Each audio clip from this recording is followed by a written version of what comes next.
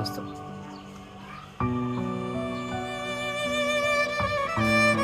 ਬਜ਼ੁਰਗਾਂ ਦੇ ਨਾਲ ਮਿਲ ਕੇ ਖੁਦਾ ਦਾ ਸ਼ੁਕਰ ਕਰਨ ਲੱਗੇ ਆ। ਅੱਜ ਖਾਦਮਾਂ ਨੂੰ ਬੁਲਾ ਕੇ ਆਪਣੇ ਘਰ ਨੂੰ, ਆਪਣੇ ਸੋਲਡ ਹੋਮ ਨੂੰ ਅਸੀਂ ਬਲੈਸ ਕਰਨ ਵਾਲੇ ਆ, ਤਾਂ ਕਿ ਖੁਦਾ ਬਜ਼ੁਰਗਾਂ ਤੇ ਰਹਿਮ ਫਰਮਾਏ, ਸਾਡੇ ਤੇ ਰਹਿਮ ਫਰਮਾਏ। ਅਸੀਂ ਜ਼ਰੂਰ ਹੀ ਅਵਲ ਦਰਜਾ ਖੁਦਾ ਨੂੰ ਦੇਵਾਂਗੇ। ਅੱਜ ਸ਼ੁਕਰਗੁਜ਼ਾਰੀ ਦੀ ਮੀਟਿੰਗ ਦੇ ਵਿੱਚ ਥੋੜੀ ਦੇਰ ਨੂੰ ਖੁਦਾ ਦੇ ਖਾਦਮ ਵੀ ਇੱਥੇ ਆ ਜਾਣਗੇ ਤੇ ਅਸੀਂ ਸਾਰੇ ਜਣੇ ਮਿਲ ਕੇ ਖੁਦਾ ਦੀ ਸ਼ੁਕਰਗੁਜ਼ਾਰੀ ਕਰਾਂਗੇ। ਪਹਿਲੇ ਤਾਂ ਅਸੀਂ ਖੁਦਾ ਦਾ ਸ਼ੁਕਰ ਕਰਨੇ ਆ। ਅਸੀਂ ਆਪਣੇ ਓਲਡ ਏਜ ਹੋਮ 'ਚ ਖੁਦਾਵੰਦ ਦੀ ਸ਼ੁਕਰਗੁਜ਼ਾਰੀ ਕਰਵਾ ਰਹੇ ਆ। ਅਸੀਂ ਦੁੱਧ ਵਾਲੀਆਂ ਸੇਵੀਆਂ ਬਣਾਈਆਂ ਨੇ ਤੇ ਨਾਲ ਅਸੀਂ ਕੋਰਮਾ ਬਣਾਇਆ ਹੈ, ਨਾਲ ਨਾਨ ਬਦੌਰਾ ਮੰਗਵਾਏ ਨੇ। ਅਸੀਂ ਖੁਦਾ ਦਾ ਸ਼ੁਕਰ ਕਰਾਂਗੇ। ਖੁਦਾ ਸਾਨੂੰ ਇਹ ਬਾਰ-ਬਾਰ ਮੌਕੇ ਫਰਹਾਮ ਕਰਦਾ ਵੇ ਕਿ ਅਸੀਂ ਸਾਰੇ ਮਿਲ ਕੇ ਆਪਣੇ ਬਜ਼ੁਰਗਾਂ ਦੇ ਨਾਲ ਸ਼ੁਕਰਗੁਜ਼ਾਰੀ ਦਾ ਨਜ਼ਰਾਨਾ ਖੁਦਾ ਦੇ ਅੱਗੇ ਪੇਸ਼ ਕਰਾਂਗੇ। ਤੇ ਕਾਫੀ ਦਿਨਾਂ ਤੋਂ ਸਾਡੇ ਅੰਦਰ ਸੀ ਕਿ ਅਸੀਂ ਦੋਨੋਂ ਜਣੇ ਮਿਲ ਕੇ ਆਪਣੇ ਓਲਡ ਏਜ ਹੋਮ ਦੇ ਵਿੱਚ ਬਜ਼ੁਰਗਾਂ ਦੇ ਨਾਲ ਮਿਲ ਕੇ ਸ਼ੁਕਰਗੁਜ਼ਾਰੀ ਦੀ ਦੁਆ ਕਰੀਏ। ਸਾਰੇ ਮਿਲ ਕੇ ਗਾਵਾਂਗੇ। ਯਿਸੂ ਜ਼ਿੰਦਗੀ ਦੀ ਸੜਕ, ਸਾਰਿਆਂ ਦੀ ਆਵਾਜ਼ ਆਏ। ਯਿਸੂ ਜ਼ਿੰਦਗੀ ਦੀ ਸੜਕ ਸਿੱਧੀ ਜਾਂਦੀ ਰੱਬ ਦੇ ਕੋਲ। ਤਾਂਗੇ ਵਾਲਿਆ ਤੂੰ ਕਿੰਦਰ ਜਲੇ ਇੱਧਰ ਕੰਦਾ ਹੋ।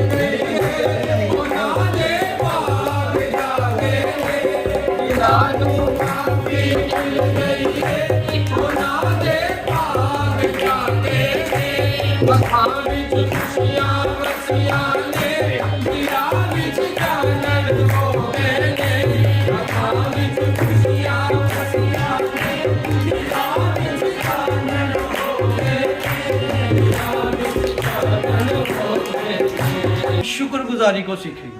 किसको सीखेंगे? शुक्रगुजार। जैसे भी हालात हो हमें शुक्र अदा करना। अल्लाह बस पढ़ ले। याकूब 5वां बाब 13वीं आयत। खुदावंद के पाक कलाम में से याकूब का खत 5 बाब 13 आयत। खुदावंद के कलाम में लिखा है, अगर तुम्हें कोई मुसीबत ज़दा हो तो दुआ करे। अच्छा, अगर कोई मुसीबत ज़दा हो तो क्या करे? दुआ करे। हाँ जी।